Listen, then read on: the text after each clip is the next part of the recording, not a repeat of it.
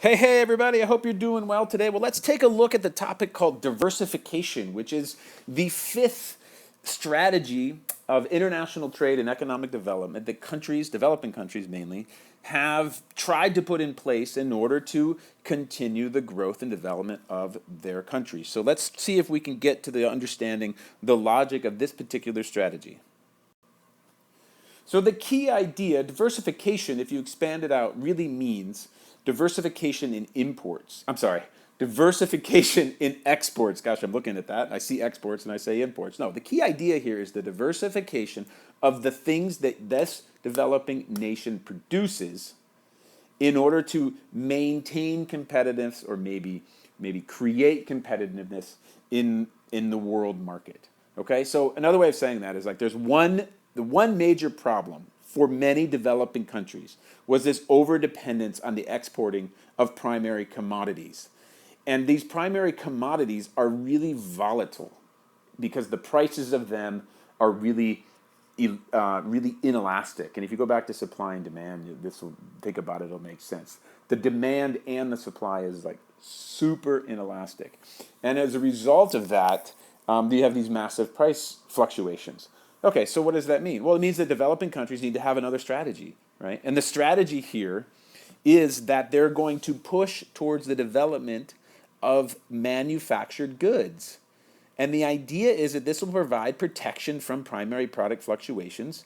And they're going to do this with the idea that by increasing technology and increasing the skills of its workers, that it'll be able to compete more readily in the world market. It's actually a pretty good idea. We're talking about manufactured things or semi-manufactured products. And if you go back to the very early understanding of economics, you know, there's the primary, secondary, and tertiary aspect of an economy. The primary is agricultural stuff, right? Growing stuff, having stuff in the ground, and you just like take out the copper, you like take out the coal, you like take out the cotton or the corn or the wheat or the coffee or whatever. The secondary section of an economy through development is when you take those things and actually make them into something. Like you take the cotton and you don't just like send off the cotton to the United States or the United Kingdom and they like make shirts. No, that means that you actually have the factories that take that cotton, turn it into a shirt, and you export the stinking shirts instead of having developed nations do that for you. And the tertiary sector is when you have services, right? So that's like when the like anybody who's in consulting or accounting on an international level, like what are they really doing? Well, they're just experts in providing a service. And say teaching at an international school is the exportation of a service. So that's a tertiary aspect. Like you don't actually produce anything when you're a teacher, right? Just these beautiful minds of children, which is an extraordinarily gratifying thing to try to participate in.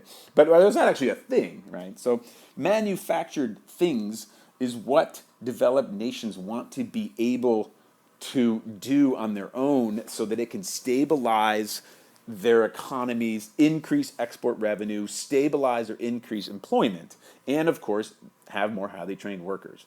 So the thing is that there are some barriers to this diversification, and of course, who do they come from? They come from the developed nations who don't want them to diversify because then they start creating manufactured products that compete with theirs. So as a result, that oftentimes you'll see tariff escalation, which is a response from the developed nations of the world to the developing nations to say, "Oh no, don't get too good at making those shirts because if you get too good at those shirts, then you're going to steal our manufacturing jobs." So there's a selfish thing that developed nations, but developed nations have the power. The other thing is like, you know what? They just might not have a highly qualified workforce. I mean, you have all the ideas you want, but if you don't have a highly qualified workforce in order to produce these more sophisticated products, you're wasting your time trying to diversify. And that's where government should then invest, of course, in higher levels of education, vocational training, and whatnot.